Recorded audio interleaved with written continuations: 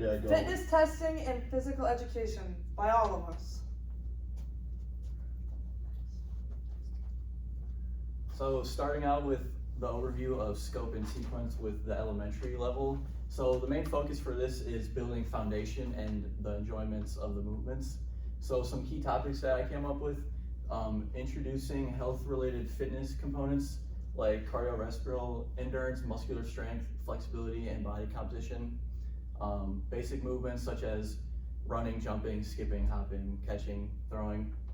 Body awareness, how the body responds to activity. Goal setting, encouraging personal best over competition, and just having a fun and positive attitude during physical education. So the next overview is for middle school, and this is going to be building knowledge and the understanding of fitness. So more key concepts are the fitness principles, fit formula, frequency, intensity, time, and type, personal fitness understanding, interpreting and tracking fitness results, also goal setting, creating and revising realistic personal fitness goals. Technology use, heart rate monitors, step counters, and fitness apps can be helpful. And also applying this to lifestyle, connecting physical activity to health benefits and well-being. The next is for high school. So this is going to focus on applying fitness knowledge for lifelong health. Some key concepts that I put down are personalized fitness planning, designing and implementing and evaluating fitness programs, self-directed learning, taking responsibility for one's fitness, also variety in activities, weight training, yoga, cardiovascular conditioning, also goal tracking using self-assessments, and mind and body connection, exploring the relationship between physical activity, stress management, and also with lifelong physical activity, building habits for adults in their life. All right, so I had fitness tests by grade level. The first grouping I had was kind of the lower elementary group. I'd say one of the only tests you could probably use at this level would be like the pacer to get the kids moving. Outside of that, I'd say using either like a locomotor skills checklist would be the thing you're kind of looking for at this level. You also would be testing for their balance and coordination. At this age, children are still kind of getting their motor skills down. The next grouping would be kind of that upper elementary group. You could do the pacer. This is when you could start putting in other tests like the curl test, push up, and then your sit and reach. At this point in the kid's life, students should begin to understand things like effort, pacing, and goal setting, and things like that. And then we got the middle school group, kind of the same stuff. Even with the pacer, you could also do a mile run. You got the push-ups or curl-ups. You got your sit and reach. Could do a shoulder stretch. This is a big point in the kids' lives when you should use body comp. At this point, students are entering puberty, and they're experiencing changes and things like that. And then the last grouping is the high school group. At this point, you want to use the entire fitness gram, and you could do things like the vertical jump, the standing, or the standing long jump. When students get to this point, you're kind of trying to promote lifelong fitness, and a lot of these students, once they leave this grade level group, probably won't work out as much. And then at this point, the students will be able to take those results and create like plans for themselves and things like that. Okay, so for assessment methods, we're going to use things like activity logs. So students will track their fitness activity during the entirety of the semester.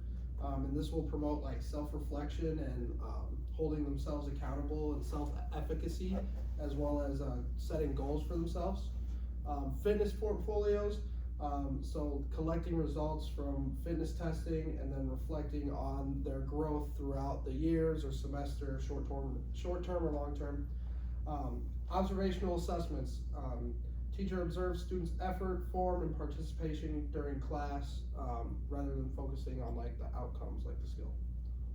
And then next we have peer assessments. These are going to be led by the students. They're going to provide constructive feedback to other peers in their groups. This really helps encourage responsibility and also social learning within the PE environment. And then next we have SMART goals. This allows students to create semester-long, year-long, or even longer goals outside of high school or just school in general, to be able to work towards those and have attainable goals that they can reach. This just promotes lifelong fitness, habits, responsibility, and goal-setting abilities. Lastly, we have technology-based assessments. So just things like heart rate monitors. These allow us as teachers to have objective testing on students, that it's not always just what our subjective point of view is. We can actually look at that, and then the students can get immediate feedback from those.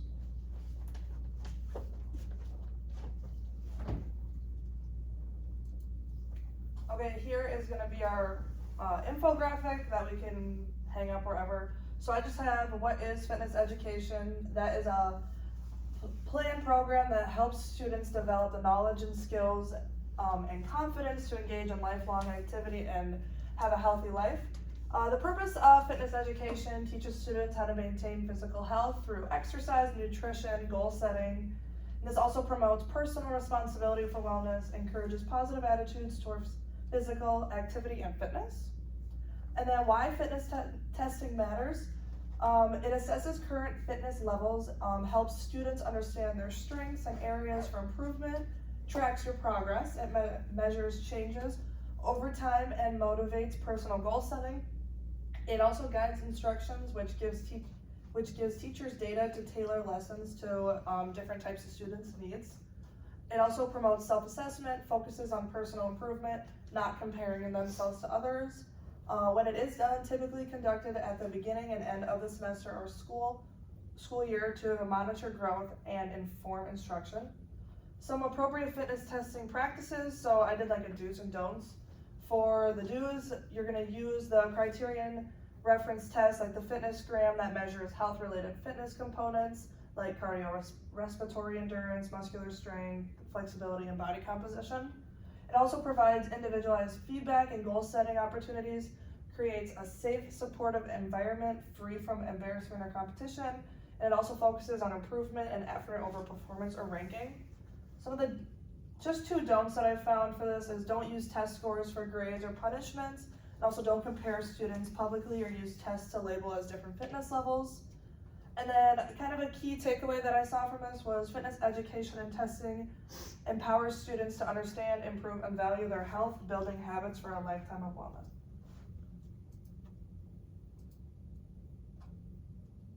And then these are our sources. Done.